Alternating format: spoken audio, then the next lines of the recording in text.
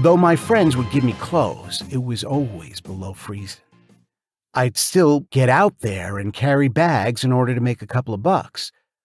But one day, while helping out customers with their bags, an old German immigrant man says to me, "Can I make a suggestion to ya?"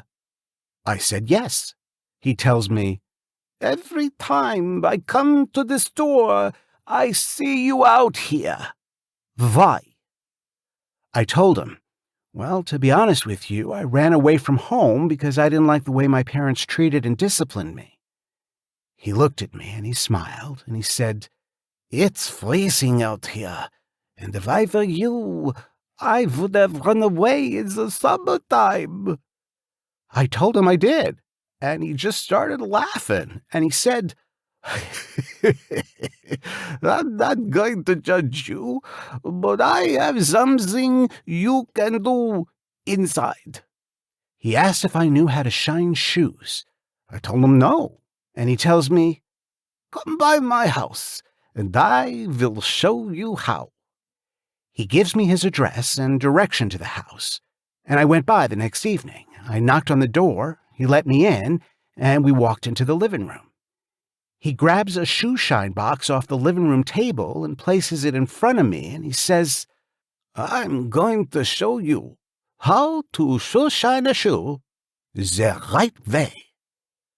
The shoe shine box was about 12 inches by 12 inches, with a latch in the front and 2 hinges in the back, and had a platform on top of it that was slightly elevated and designed like the bottom of a shoe for customers to place 1 foot at a time. He unlatches the shoe shine box, and in it were wax applicator, rags, buff rags, and all different types and colors of shoe polishes and waxes. He demonstrated to me how to polish and wax a shoe in an effective and professional manner. I gave it a try, and he thought I did well, and so did I. I shook his hand and I gave him thanks, and before I left, I learned the elderly man's name was Mr. Keith Hodenbach.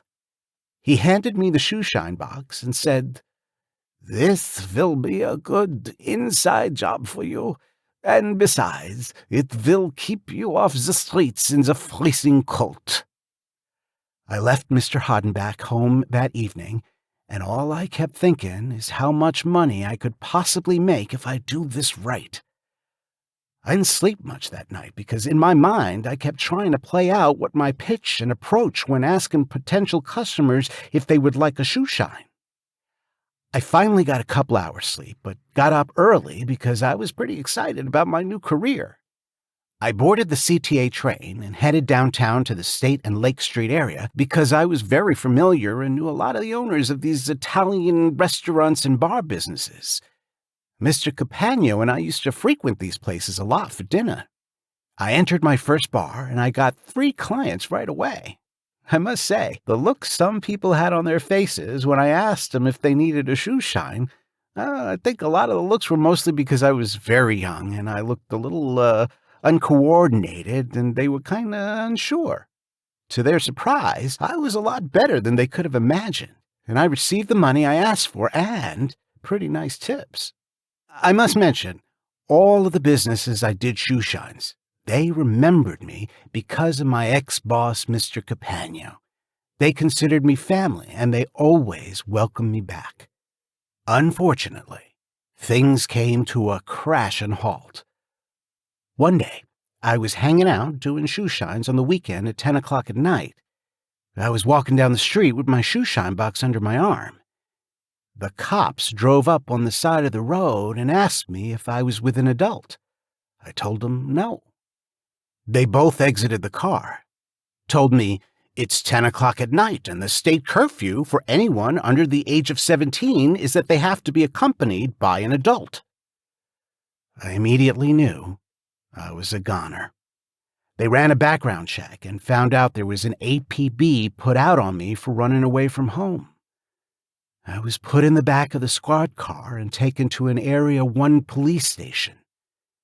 I go processed and questioned and taken to the juvenile detention center on Roosevelt Road.